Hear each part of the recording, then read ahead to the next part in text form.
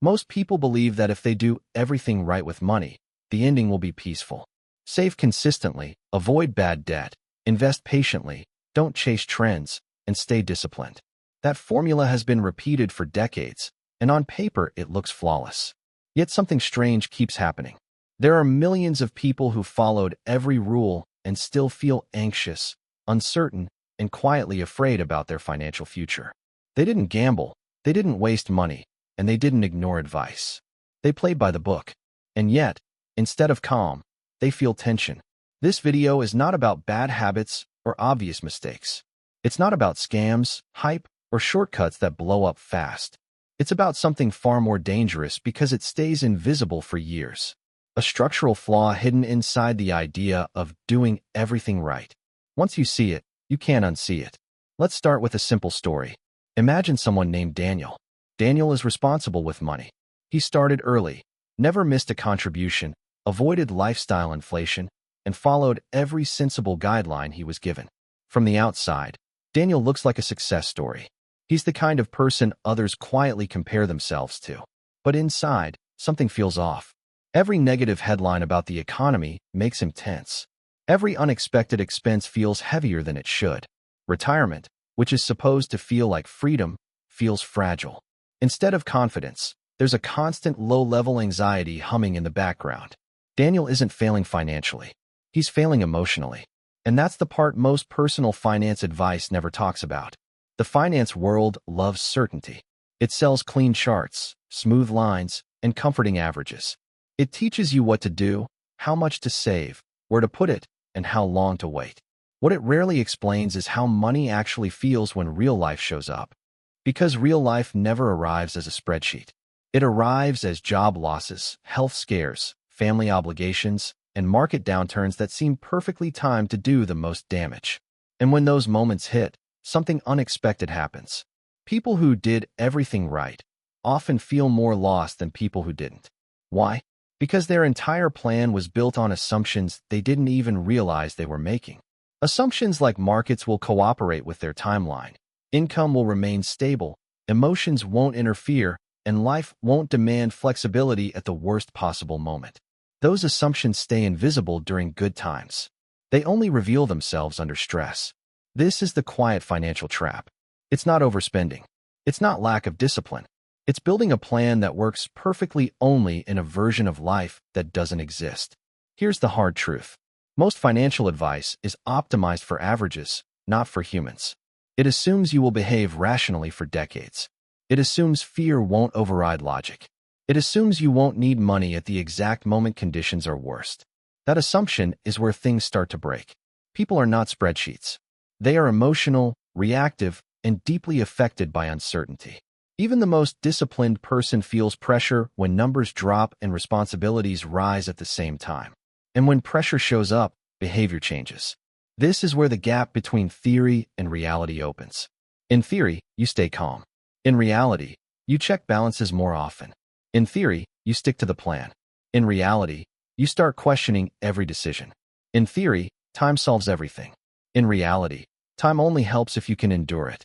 Most people don't realize that their financial plan is fragile until it's tested. And by the time it's tested, changing it becomes painful or impossible. That's why this topic matters. Not because people are careless, but because they are human. The biggest financial mistakes are rarely dramatic. They don't announce themselves. They don't feel reckless. They feel responsible. They feel safe. They feel like the right thing to do. Until one day they aren't. This is why two people with similar incomes, similar habits, and similar discipline can end up feeling completely different about money later in life. One feels calm. The other feels trapped. The difference is not intelligence, effort, or luck. It's structure. And most people never examine the structure of their financial life. They focus on behaviors, numbers, and rules, without asking whether those rules still work when conditions change. In the next part, we'll look at why playing it safe often creates hidden fragility, and how the same discipline that builds wealth can quietly make people more vulnerable when life pushes back. If this feels uncomfortably familiar, that's not a coincidence. It means you're paying attention, and that's exactly where real clarity begins. Safety feels like the goal of every responsible financial decision. Avoid big risks. Be conservative, Don't overreach. Protect what you've built. These ideas sound sensible, even wise. They're repeated so often that questioning them feels reckless. But here's the paradox most people never consider. The pursuit of safety can quietly make your financial life more fragile, not more secure. Fragility doesn't mean collapse. It means vulnerability under pressure. Something that works beautifully in calm conditions, but breaks when stressed. And stress is not a rare event. It's a guarantee. The problem is that most people define financial safety too narrowly. They think safety means predictable contributions, steady growth, and avoiding visible mistakes. What they rarely think about is adaptability. What happens if income pauses? What happens if expenses spike? What happens if confidence disappears right when discipline is needed most? Those questions don't show up in charts. Consider how many financial plans depend on one assumption: consistency. Consistent income. Consistent investing. Consistent emotional control. Consistency feels safe because it's familiar.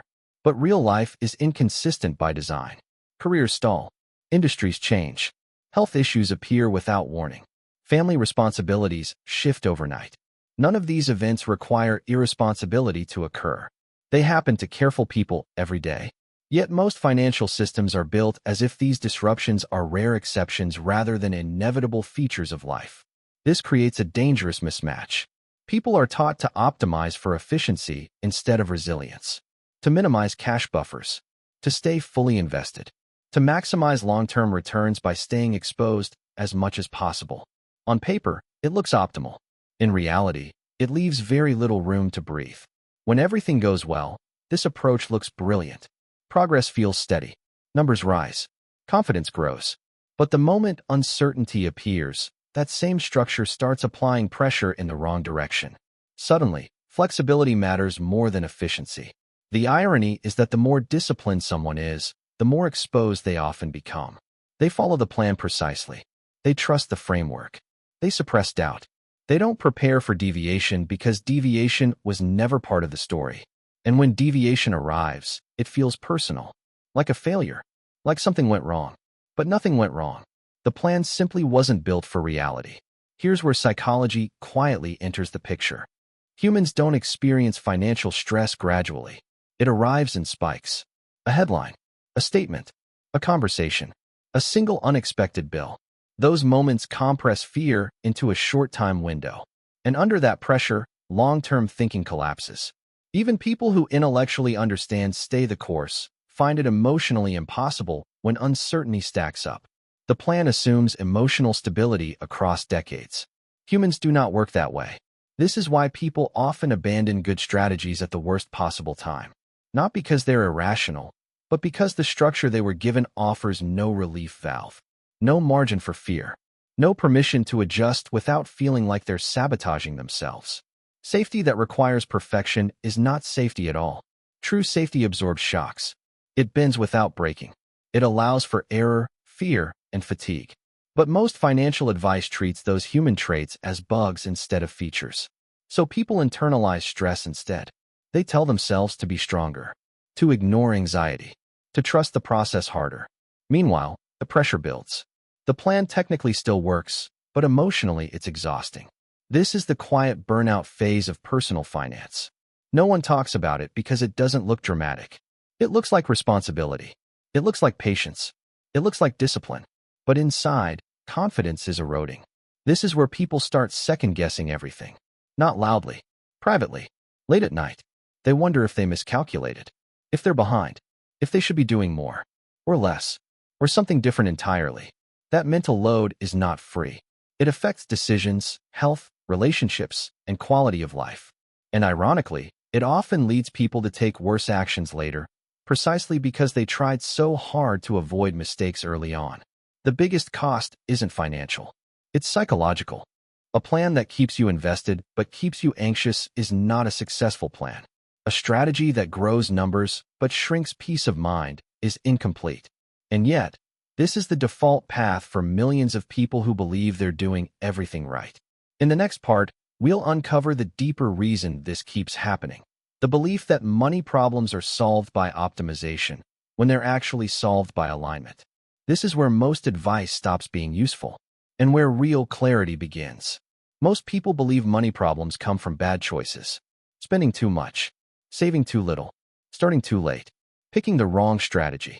This belief feels comforting because it suggests control. If mistakes cause failure, then avoiding mistakes guarantees success. But that story breaks down when you look closely at real outcomes. Plenty of people who make correct decisions still feel trapped. They save consistently. They avoid obvious risks. They don't chase shortcuts. Yet instead of confidence, they experience constant low-grade anxiety. Instead of freedom, they feel pressure to maintain momentum at all costs. The issue isn't intelligence or discipline. It's misalignment. Financial systems are often built around abstract goals instead of lived reality.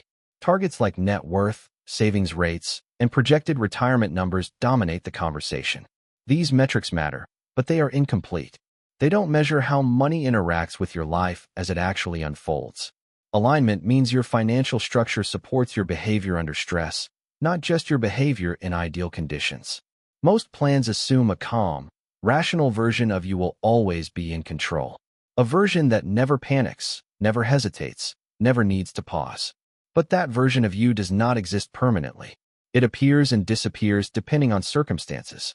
A plan that depends on emotional consistency is fragile by design. Misalignment shows up when the plan demands actions you cannot realistically maintain, when it requires confidence during uncertainty, when it assumes long-term patience while short-term pressure builds, when it offers no room to adapt without feeling like you're failing. That's when people feel stuck doing everything right and still falling behind. They aren't failing the plan. The plan is failing them. Here's a subtle but critical distinction most advice never makes. Optimization is about maximizing outcomes under fixed assumptions. Alignment is about designing around uncertainty. Life does not respect assumptions. Income is not a straight line. Motivation fluctuates. Risk tolerance changes with age, health, and responsibility. What felt manageable at 30 can feel terrifying at 50. The plan doesn't change, but the person does. When finances are misaligned, people experience a constant internal conflict. Part of them wants to stay disciplined. Another part wants relief. They don't want to quit. They want permission to breathe. But because the system doesn't allow flexibility, any deviation feels like self-sabotage. So they keep going, even as stress accumulates. This is where resentment quietly grows. Toward money, toward the market, toward advice itself. People start to feel like the rules are rigged. Like no matter how carefully they play, the reward keeps moving further away. This is not because the system is unfair, but because it was never designed around human behavior in the first place. Alignment flips the question entirely. Instead of asking, how do I maximize returns? It asks, how do I reduce forced decisions? Forced decisions are the enemy of long-term success. They happen when life demands action at the worst possible moment. When money is needed but flexibility is gone. When options disappear because everything is optimized too tightly. Aligned systems prioritize optionality over efficiency. They create space. Space to pause. Space to absorb shocks. Space to respond instead of react. That space doesn't always show up as higher numbers early on. In fact, it can look inefficient, conservative, even slow. But under pressure, it becomes powerful. Aligned finance recognizes that peace of mind is not a luxury. It's a performance advantage. People with emotional bandwidth make better decisions. They stay invested longer. They recover faster. They don't abandon strategies at the first sign of discomfort. This is why two people with identical numbers can end up in radically different places. One feels in control. The other feels trapped. The difference is not the math. It's the structure supporting the math. Alignment also reframes success. Success is no longer about hitting a perfect projection decades from now. It's about staying functional through uncertainty. It's about maintaining agency when conditions worsen. It's about designing a system that works even when you're tired, scared, or overwhelmed. Most financial failures don't come from bad strategies. They come from good strategies applied without regard for human limits. Once you see this, the frustration many people feel starts to make sense. They weren't lazy. They weren't reckless. They weren't unlucky. They were following advice that optimized for spreadsheets instead of lives. In the final part, we'll bring this together into a practical shift. Not a complex framework. Not a list of products. A way of thinking that changes how every financial decision fits into the bigger picture. This is where clarity replaces anxiety, and where doing less, but doing it deliberately, creates more freedom than constant optimization ever could. By this point, the pattern should be clear. Most people do not fail with money because they make reckless choices. They fail because they follow advice that assumes life will cooperate. Advice that works beautifully in theory, but quietly collapses under pressure. The goal is not to predict the future perfectly. The goal is to remain functional when the future refuses to behave. This is where clarity replaces complexity. Clarity begins with accepting a hard truth. You will not always feel confident. You will not always make decisions calmly. You will not always have perfect timing. And no amount of education eliminates those realities. A strong financial system does not demand emotional perfection. It expects emotional inconsistency and plans around it. This is the shift that separates people who feel calm from people who feel trapped, even when their numbers look similar. Instead of asking how to squeeze the highest possible return out of every dollar, aligned systems ask a different question. What problem is this money meant to solve, and when? Money without a job creates anxiety. Money with a clear purpose creates stability. When every dollar has a role, decisions become simpler. You stop second-guessing. You stop reacting to headlines. You stop feeling like every market movement is a personal test of discipline. Clarity also reveals a mistake many people never realize they are making. They treat all money as if it belongs to the same timeline. But life doesn't work that way. Some money is for growth far in the future. Some money is for survival during disruption. Some money exists purely to buy time. When everything is blended together, stress increases. When these roles are separated, pressure decreases. This separation is not about complexity. It's about honesty. Honesty about how markets behave under stress. Honesty about how you behave under uncertainty. Honesty about the fact that future you will not always think the same way present you does. Most financial regret comes from overestimating future tolerance for discomfort.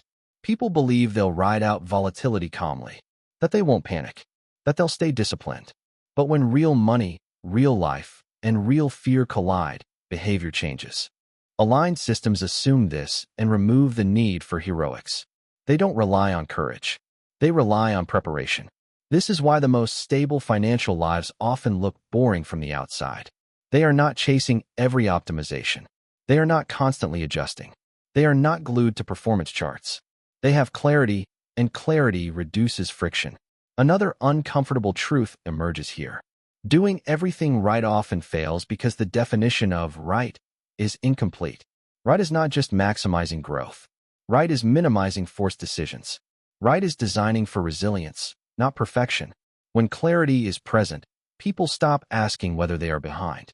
They start asking whether their system still works. That shift alone changes behavior. Instead of reacting emotionally, they respond structurally. Instead of feeling trapped by numbers, they feel supported by design. This is why some people experience financial calm long before they reach traditional milestones. Their system absorbs stress instead of amplifying it. It's also why others, even with impressive balances, feel constantly on edge. Their system requires everything to go right, forever. Life never agrees to that deal.